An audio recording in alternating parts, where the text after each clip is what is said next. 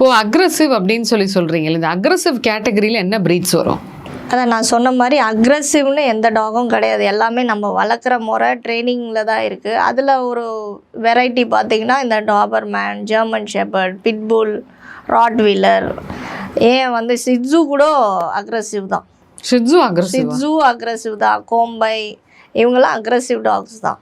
So proper training இல்லாமல் நீங்கள் வீட்டில் வளர்க்க முடியாது. அவங்களுக்கு வந்து நல்ல ஓப்பன் ஸ்பேஸ் இருக்கணும், நிறைய என்ன சொல்கிறது, அவங்களுக்கு வந்து நிறைய ஆக்டிவிட்டி இருக்கணும்.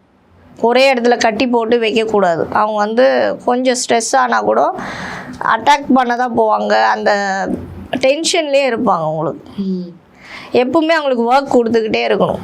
இப்போது ஓப்பன் ஸ்பேஸில் இருக்கணும் அப்படின்னு சொல்கிறீங்கல்ல, ஷிட்ஸு வேறு அக்ரெசிவ்னு சொல்கிறீங்க. ஷிட்ஸு எல்லாமே வந்து ஃப்ளாட்டில் தானே இருக்குது, அங்கே எங்கே இருக்குது ஓப்பன் ஸ்பேஸ்? இல்லை அக்ரெசிவ்னா அதுவும் ஒரு லிஸ்ட்டுன்னு சொல்கிறேன். இப்போ நம்ம வந்து பெரிய ப்ரீட் டாக்ஸுக்கு இடம் தேவை. சிட்ஸும் நீங்கள் ஃப்ளாட்லேயே வளர்க்கலாம், பட் ப்ராப்பராக வளர்க்கணும். ட்ரெயின் பண்ணி சோஷியல் பண்ணி வளர்க்கணும், எல்லாருக்கிட்டையும் பழக விடணும். அதுங்களும் அக்ரெசிவ் தான். ஆனால் சில பேர் கமெண்ட் போடுவாங்க, இந்த மாதிரி என் பெட்டெல்லாம் அக்ரெசிவ் கிடையாது. நான் எல்லாத்தையும் சொல்ல விரும்பலை, ஆனால் இருக்குது, அக்ரெசிவ் இருக்குது.